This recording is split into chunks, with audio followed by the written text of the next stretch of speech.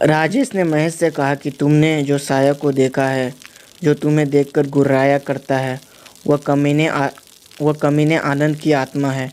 और उस दिन जिसने तुम्हें पीछे से टाना था वह मुस्कान मैम थी। मुस्कान मैम ने ही तुम्हारी उस दिन जान बचाई थी और वह नहीं चाहती थी कि तुम वो वर्कशॉप में जाओ।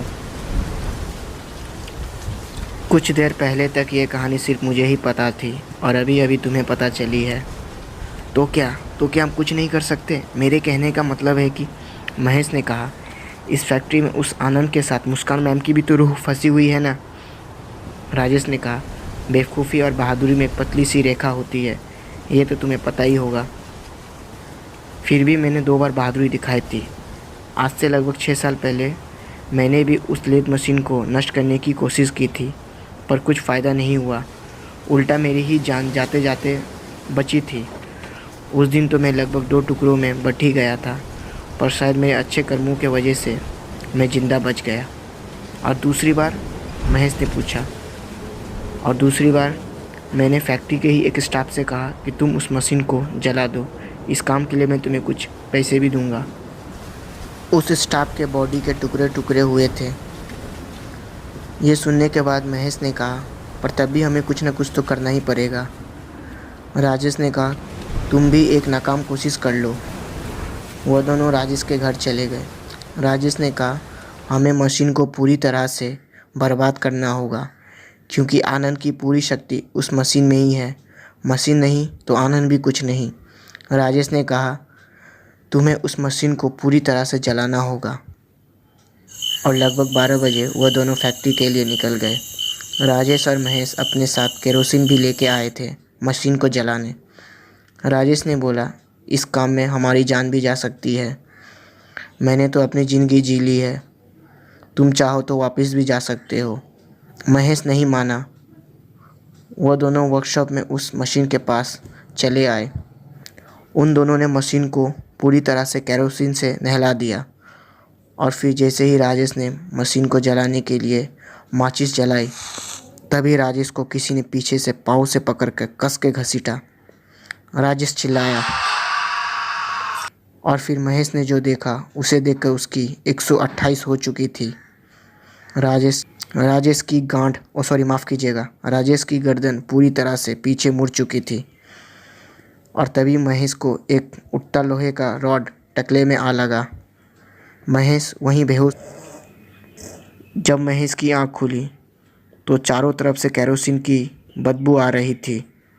और फिर क्या मुझसे पहले कनाटा कोई, यूं ही नहीं दिल लुटाता कोई। गाना अच्छा था ना साले सुगर, बोला था मैंने तुझसे, हंस ले जल्दी रोएगा। देख अपने आप को मौत के कितने सामने खड़ा है तू। राजेश वहीं अधमरे हालत में वह सब कुछ देख और सुन रहा था। राजेश के टकले से खून बहता ही जा रहा था। आनंद ने कहा, मैं मारूंगा नहीं तुझे, तू देख बस मैं क्या क्या कर सकता हूँ। तू देख मैं तुम सबकी मुस्कान मैम के साथ क्या क्या करता हूँ। जो मैंने जीते जी नहीं किया वो मैं मरने के बाद करूँगा। छोड़ दे मुझे साले जंगली सुगर, छोड़ मुझे, छोड़ साले सुगर, छोड़ मुझे। मुस्कान जोर जोर से चिल्लाई जा रही थी। तभी महेश की नज़र वहीं एक जलती हुई सिगरेट पर गई। वह सिगरेट राजेश ने मरने से पहले पी थी। राजेश ने जैसे तैसे रेंगते हुए ही अपने आप को उस जलती सिगरेट के पास पहुंचाया। मुस्कान चिल्लाई ही जा रही थी। आनंद उसके साथ सही नहीं कर रहा था। आनंद की नीयत ठीक नहीं थी।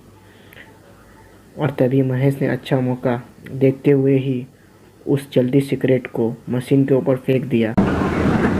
नहीं नहीं, तू मेरे साथ ऐसा नहीं कर सकता। आनंद चिल्लाए जा रहा था। और फिर उसके बाद आग पूरी फैक्ट्री में फैलने लगी। महेश वहीं अधमरे हालत में अपनी मौत का इंतज़ार कर रहा था। वह मौत के बहुत करीब आ चुका था, पर तभी उसे एक आवाज़ सुनाई दी। वह राजू की आवाज़ थी। वो उसे आवाज़ें दे रहा था। महेश, महेश। कहाँ है तू मेरे भाई? वह राजू की आवाज़ थी और कुछ देर बाद पुलिस भी आ गई। राजू ने उन्हें कॉल कर दिया था।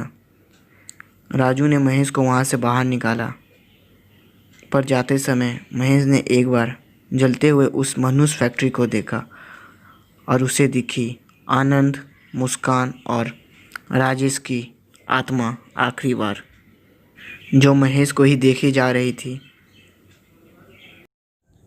दोस्तों, अगर आपने कहानी सुनते हुए मज़ा किया हो तो प्लीज़ हमारे चैनल को सब्सक्राइब कर दें और वीडियो को शेयर और लाइक कर दें और हमें कमेंट करके ज़रूर बताइएगा। Please please please. और तब तक के लिए कान में हेडफोन घुसाइए और है पहले का नाता कोई